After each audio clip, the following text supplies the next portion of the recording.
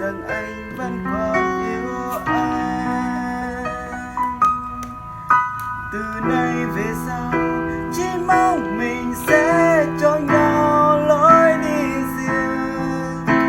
Giấc mơ này chỉ mình em giữ lỡ, vì lúc ấy đã quá ngây thơ, vì lúc ấy đã quá dại khờ, nên giờ đây đau chỉ mình anh thôi.